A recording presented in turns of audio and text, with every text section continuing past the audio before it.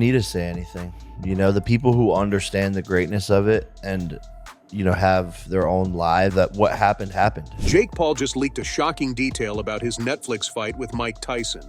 And let me tell you, this isn't just your regular post-fight drama.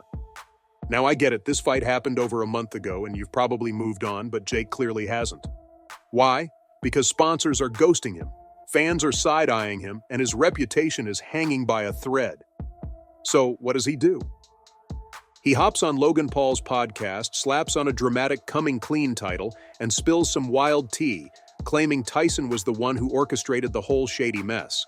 But I do have to be careful in the early rounds because... And honestly, if Tyson's the one with $400 million in the bank compared to Jake's modest $30 million pre-fight, why would he even bother? Fame? Please, it's Mike Tyson. He doesn't need to box a YouTuber for clout. So what's the real story? It's power, man, when you were in there. I don't remember it. You didn't even remember it. Let me tell you, but fair warning, if you believe Jake, you might just end up hating Tyson by the end of it. People are like, oh, it's rigged because look at him on the pads, but he didn't do this in the fight. Because someone is fucking punching back, you dumb fucks. Turns out Jake Paul knew exactly what he was signing up for when he agreed to fight Mike Tyson. On his podcast with Logan, Jake outright admitted that he wasn't under any illusion. He knew people would hate him for this fight, regardless of the outcome. And honestly, he leaned into it like a pro. This wasn't about who'd win or lose. It was about the spectacle of a YouTuber stepping into the ring with a boxing legend. I realized my power. That is true. And my jab and my speed and my ability and my footwork to get out of the way of those punches. So then all of a sudden he's throwing at literally air. He can't.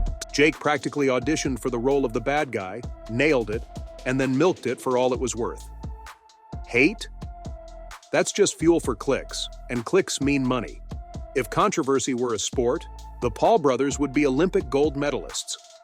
But then Logan threw in the big question, the one we were all thinking but didn't dare say out loud. Was the fight rigged?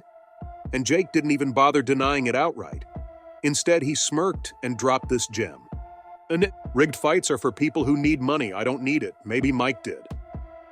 One cryptic comment and the internet practically exploded. Jake didn't just light a match, he doused the whole thing in gasoline. Can't land those punches on me. Let's unpack that for a second. Jake didn't exactly accuse Tyson of setting up a rigged fight, but come on, the implication was as subtle as a punch to the face. He pointed the finger just enough to make you squint at Tyson.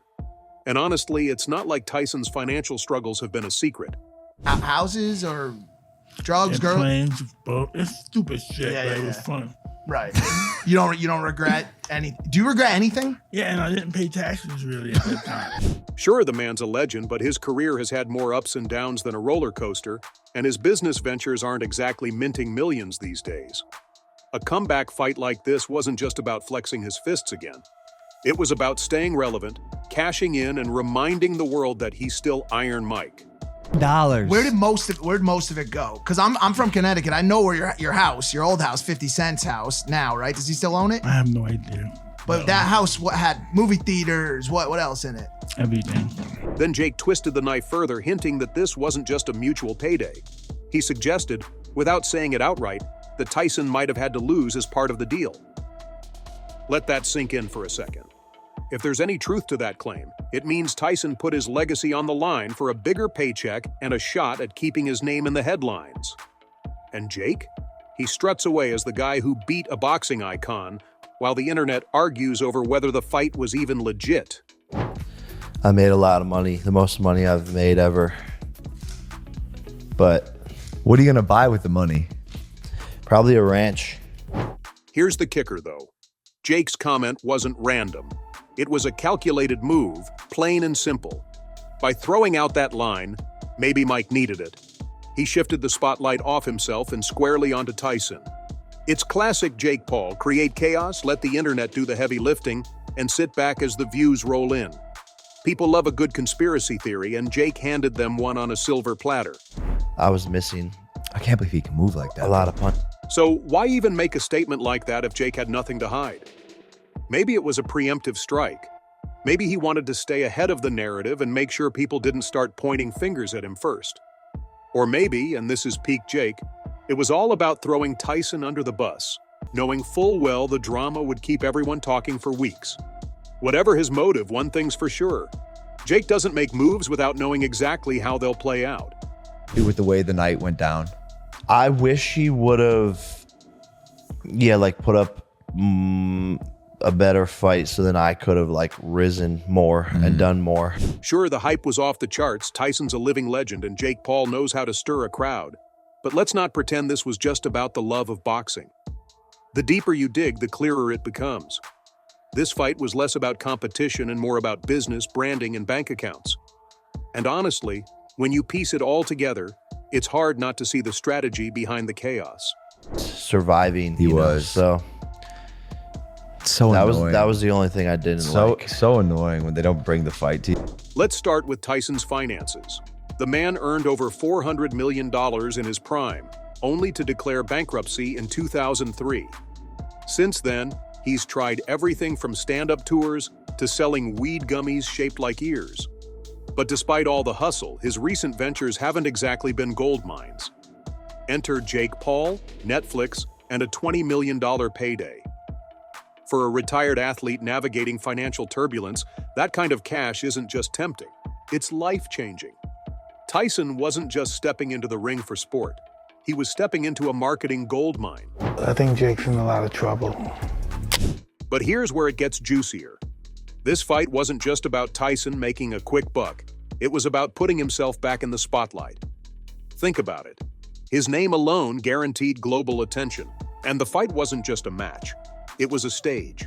We signed on here to see you.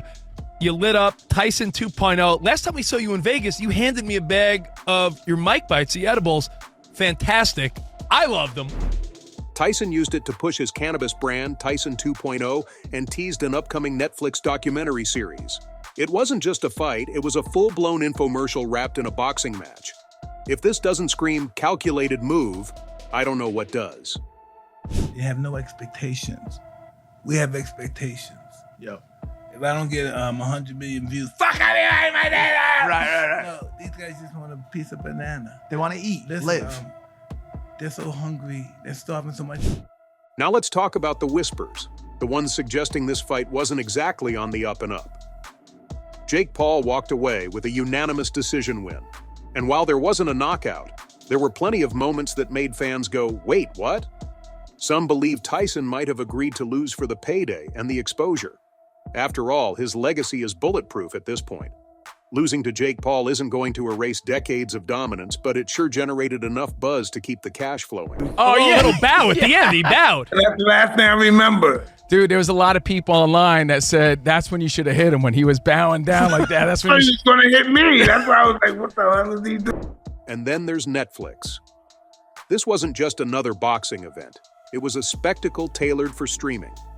Netflix reportedly attached performance bonuses based on viewership and engagement. High stakes for everyone involved. Tyson's name guaranteed viewers, and Jake Paul's internet-breaking antics ensured the fight would go viral. For Netflix, it was a gamble that paid off. For Tyson and Jake, it was a massive payday and a chance to dominate headlines. For the fans? Well, let's just say they might have been the only ones left wondering if this was legit. for us. We're like, dang, we wanted more. Is there anything about the fight you would have changed based on the experience? Oh, not at all. Listen, I wouldn't have realized any of it if it went 3-minute rounds. I didn't realize it. But here's where things take a turn. After the fight, Tyson appeared on Fox Sports Radio, and his comments were puzzling, to say the least. When asked about key moments in the fight, he claimed he kind of blanked out. Blank out? In a fight you were paid millions to headline, it gets better. When asked about holding back punches, Tyson didn't deny it. He just dodged the question entirely, giving vague, almost dismissive answers. And when pressed if he'd watched the footage back, he flat out said, "No, I have not." For a man who spent his life analyzing his performances, this sudden amnesia was, let's say, suspicious. Yeah, it was a real fight. What did you think of Jake's power, man, when you were in there? I don't remember it. You didn't even remember it. I heard But my body was really sore. it was sore the next day. And the timing of his appearance wasn't random. Tyson used the platform to talk about, what else? his cannabis brand, and upcoming Netflix projects. The whole thing felt less like an honest debrief and more like a promotional campaign. It's as if the fight was just a vehicle to boost everything else Tyson's working on. Fans expecting brutal honesty from the man known for his no-holds-barred persona got vague deflections and a sales pitch instead. Tyson's silence about the fight itself only makes things murkier. For a guy who's never been shy about his controversial past, his reluctance to address this match head-on is deafening. Whether he's avoiding the topic because of a behind-the-scenes deal or because he's just over it, one thing's clear. This wasn't your typical boxing match. It was a well-oiled business machine designed to benefit everyone involved, except maybe the fans who thought they were watching a genuine clash of titans.